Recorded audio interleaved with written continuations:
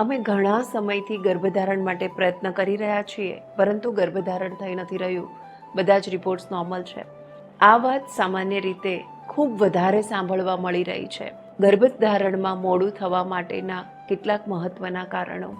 પહેલું, મેરેજ કરવાની જે ઉંમર હતી તે લગભગ આજની જનરેશન ચૂકી રહી છે. 18 થી 25 વર્ષની વચ્ચે દીકરા દીકરીના લગ્ન થઈ જતા હતા, જે અત્યારે ખૂબ મોડી ઉંમરમાં થઈ રહ્યા છે. બીજું, લગ્ન થયા પછી પણ પતિ પત્નીને એવું લાગે છે કે થોડુંક સાથે રહીએ, એન્જોય કરીએ, એકબીજાને ઓળખી લઈએ, સમજી લઈએ, એમાં પણ અમુક વર્ષો નીકળી જાય છે. અને ત્રીજું, કે ઘણા પતિ પત્ની એવું વિચારતા હોય છે કે પહેલાં પોતે તો સેટ થઈએ, પોતાનું કરિયર સેટ કરીએ, પોતાની ઇકોનોમી સેટ કરીએ, અને એમાં ને એમાં તેમની ઉંમર વધારે ને વધારે મોટી થતી જાય છે. અને ઉંમર વધતા તેમના અંદર જે અંતઃસ્ત્રાવો છે તે બદલાઈ રહ્યા છે.